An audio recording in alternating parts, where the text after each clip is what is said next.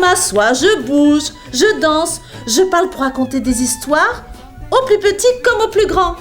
Je vais vous raconter le métier de marionnettiste. Tu me laisses faire l'interview? Non, c'est moi le journaliste. Allez, quoi? Non, même pas un rêve. Oh, mais je peux tout faire!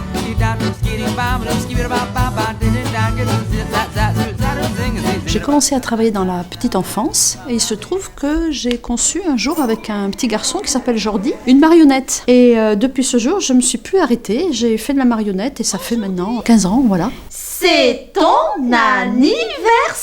Ce qui me plaît le plus, c'est la variété, la polyvalence de ce métier. C'est-à-dire qu'à la fois, on est créateur de tout un univers avec la rédaction d'un scénario, la fabrication de marionnettes. On crée tout un décor. Il faut qu'on fasse tous les supports de communication, les affiches, les plaquettes. On change sans arrêt un petit peu de casquette.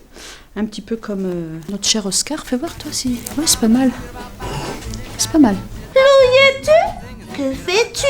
M'entends-tu? Je mets ma chemise. Faut-il avoir suivi une formation spécifique afin d'exercer ce métier? Oui, une formation spécifique, c'est l'idéal. Il y a l'école de Charleville-Mézières qui est au top. Mais autour de moi, il y a beaucoup de marionnettistes qui ne l'ont pas suivi, comme moi d'ailleurs. Après, le besoin de suivre des formations pour se professionnaliser, c'est indispensable.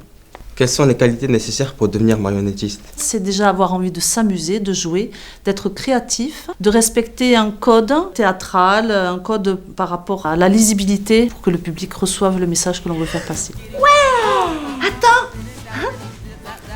Et hop là! Quelles sont les difficultés que l'on peut rencontrer dans ce métier? Alors une fois que la création est faite et qu'on est toutes contentes de notre spectacle, c'est là vraiment où on se rend compte quand même qu'il y a effectivement la part la plus difficile, c'est de vendre notre prestation en espérant qu'elle soit adaptée effectivement à la demande aussi. Peut-on vivre de ce métier? Oui, on peut vivre de ce métier. Parce qu'en France, il y a le statut d'intermittent qui nous aide beaucoup. Alors après, il faut énormément travailler. Mais on peut vivre de ce métier, oui, tout à fait. Et c'est super. Quel conseil donneriez-vous à un jeune qui souhaite devenir marionnettiste? C'est déjà d'y croire, de croire en son rêve et d'avoir de l'audace, d'attiser sa curiosité et de laisser libre cours à sa créativité qui n'a certainement aucune limite. Allez, salut, j'espère que ça vous a plu.